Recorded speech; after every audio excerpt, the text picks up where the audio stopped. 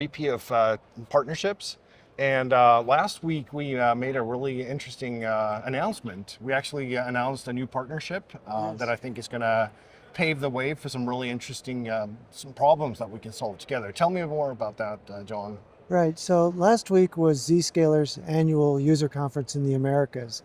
And we have been coexisting with Zscaler at a number of customers for many years, very successfully, each adding our own pieces of the jigsaw puzzle.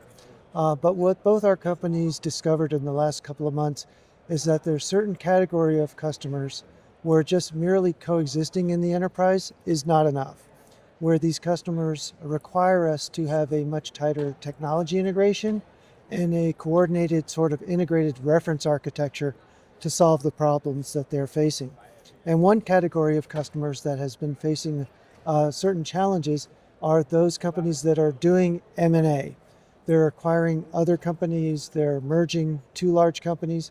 This is especially true in the healthcare industry in the Americas, where you have large hospitals acquiring small doctors' clinics, acquiring other large hospitals. And the problem that that creates is when you have this heterogeneity of identity sources and applications. Think about maybe one hospital has a certain IAM vendor, the other hospital has a different one.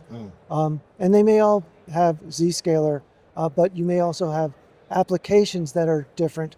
And it's not just the fact that the applications are different, it's the fact that the underlying identity data stored in these applications, in these identity platforms, could be different and incompatible.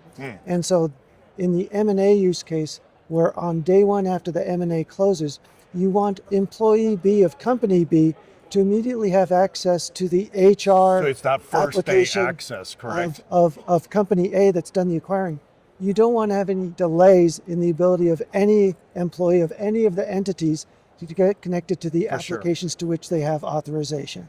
And going back to this reference architecture, this is something that we have over time empirically came to that conclusion and that reference architecture. Isn't that right? We work with customers and really seen that this works in practice. Right.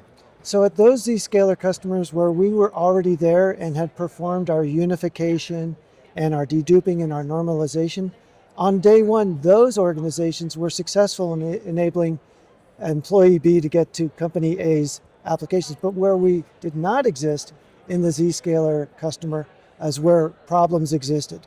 So we both came to the realization that going forward, every Zscaler customer that is pursuing M&A should really consider using Radiant Logic as the unifying fabric for all of the identities that exist in all of the entities of those companies that are now merging together. I think that's super exciting. John, yeah, this is the second day of Identiverse. What's your opinion? What is the buzz all about? What are you hearing? Yeah, so clearly the news of this Identiverse this year is how agentic identities are going to be the next big challenge for everyone to solve. And I was really happy with how our CEO, John Pritchard, spoke yesterday about how you can't solve the agentic identity visibility problem in isolation. You actually have to have identity observability, not just visibility. And that observability has to be part and parcel of the observability that you already have with human identities and non-human identities. Those three things have to be observed together as a single solution. And I think our CEO, John, did a very good job yesterday of articulating that.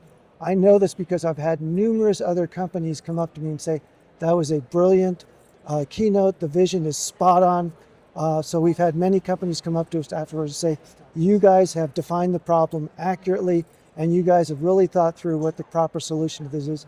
And so now we have companies asking to partner with us or to consider becoming customers as a result of what we have announced the last couple of weeks and what we've been speaking about this week. That's great. I also think we're very well equipped with the announcement that we made, and technologically, we really provide that sound platform to tackle these type of problems. John, appreciate you taking the time, and have a good day at the conference. You too, Anders. Thanks, everybody.